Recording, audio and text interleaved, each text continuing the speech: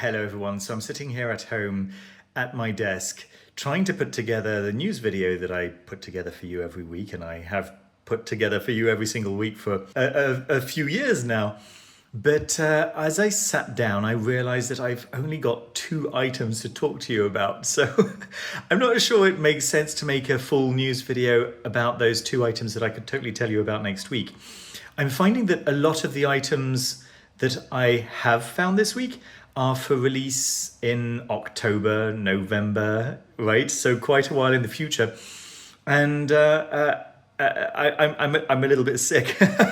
So actually I wasn't really looking forward to making this news video. It's something of a blessing, but I was sitting down to do it anyway. And anyway, I think that the right thing possibly to do would be to show you the thing that just came through the door, and you're maybe seeing a little clue of what I'm about to talk to you about. And it's over here, it's the Tarocchi Italiani by Matronua. There we are. And it's just arrived. I did back it after all on Kickstarter, and I'll show you that right now. All right, so the first thing that I noticed when I opened the box was these lovely bookmarks. Of course, I'm delighted to have bookmarks. I can never have too many bookmarks. And these are particularly beautiful, featuring the artwork from the tarot that I'm about to show you in a little bit more detail here. There we go. Look at that, isn't she beautiful? Very nice. I think that's the Empress. I might be wrong. And then we've got the Chariot over here, I guess. Very, very cool. And then these prints. And yeah, it's just so lovely to get both the moon and the sun. These are all hand painted, of course, using watercolors. I'm gonna have to be a little bit quick with that one. And this one over here, the Fool, and can't remember which one this one is.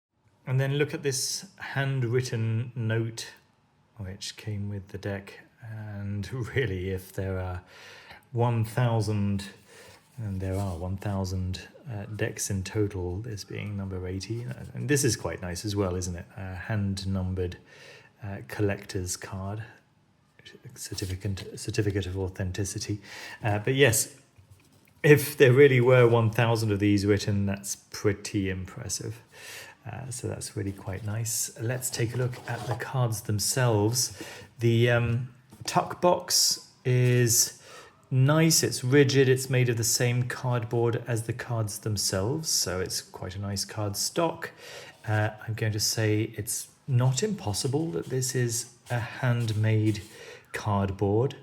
It feels really very premium and artisanal. Yeah, very, very cool.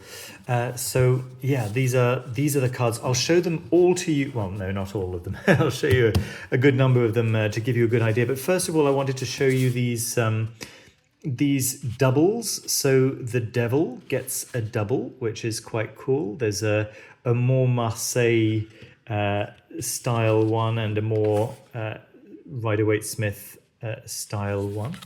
I'll put that away because it's kind of not necessarily YouTube friendly. And then there is the Lovers card, so the trump number 6, which comes up as l'amore, simply love. And then this is the other one, right? So l'innamorato, the one who is in love. So yeah, 2 different takes on the Lovers cards.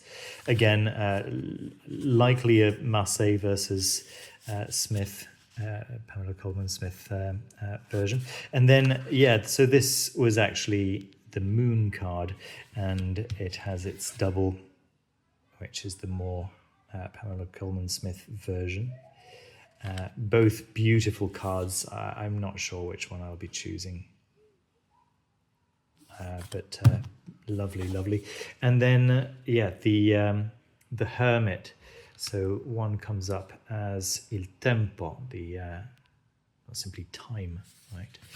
And the other one as the Hermit, both very Saturnian figures, and I suppose one being a little bit more Marseille and one being more Pamela Coleman Smith. There we go. I did not find this image within the cards, and so the only sun card that I think I can find is this one, and it's very beautiful. Yeah, really, really lovely watercolor work. So beautiful. Yeah, I'll show you a few of these just to give you an idea of the quality of the painting, of the artwork. You know, I was looking for a Marseille deck. I don't have any other Marseille deck, right? So I wanted a Marseille deck, and I wanted a beautiful Marseille deck. And yeah, this absolutely fits the bill. A lot of reading of Marseille decks, of Marseille spreads, is about placement. So about whether the character is looking towards or away from a pip card, that kind of thing. So we don't tend to use, apparently, you know, I'm not a Marseille specialist, as you can tell, since I don't own any Marseille decks apart from this one, but apparently you don't use reversals in Marseille decks.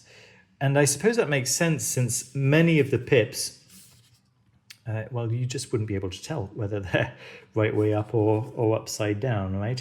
That's not the case with all of the pips.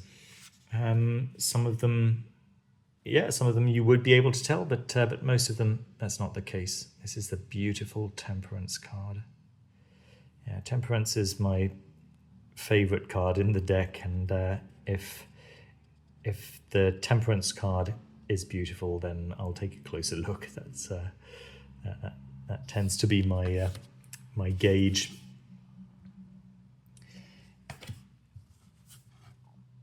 Yeah, it's interesting. So many Marseille decks, the pips are really indistinguishable for me from one number to the other.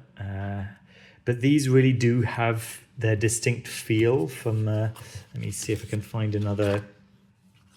This is a terrible example, since, but you can still see, you know, that the plants used are different plants. They are different flowers, and I appreciate that. That's you know, it's an indication of the author's attention to detail and care for aesthetics.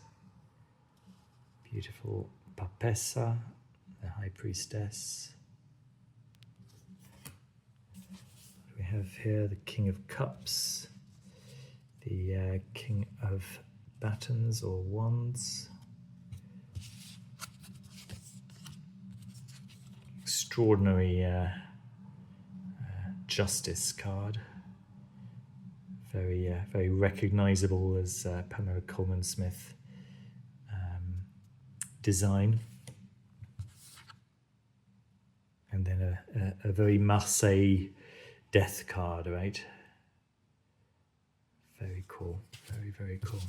So you get the general idea. I want to give you an idea of the thickness of the card. So yeah, here's the beautiful Empress. And if I remember correctly, these are all based on photographs of family members of the author. Let me just get a little bit closer. Come on. Gonna need to focus here. Yeah, you can see the thickness of the card. It's quite rigid. I was struggling with the first shuffle, but I've shuffled it a few times now, and it's very smooth, very, very smooth. The cards are quite large. I've got pretty large hands. Let me just reach for my usual deck. Right, so this is the Terra Volatile deck, and it's a very standard 12 centimeters by, I think, 7. I think that's usually what they are. And so if I put one on top of the other, you'll be able to see that, yeah, these cards are quite significantly larger than a standard tarot deck, right? So that does make shuffling a little bit more difficult, but because they are so silky, they end up shuffling more easily than if they hadn't been so silky, let's put it that way. So that's pretty cool. Again, this is the only deck that I have that has square corners. Obviously, personal preference, but I prefer rounded corners. But I think this is more traditional. It's simply the way Marseille decks should be.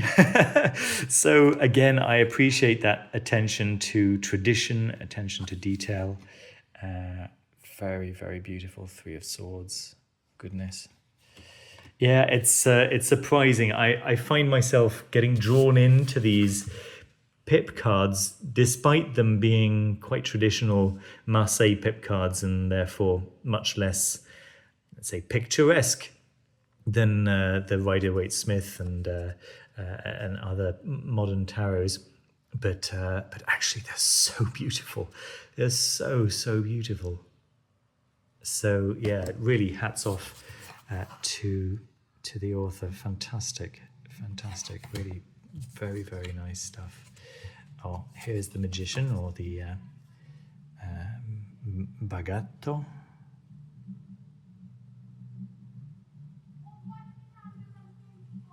There we go. Yeah, really lovely. Knight of Swords. Let's see that's the Matronua logo there in the center of the 4 coins. If I can just find the two of cups, I think it was. It's quite beautiful. Let's see if I can find it. Oh, here it is.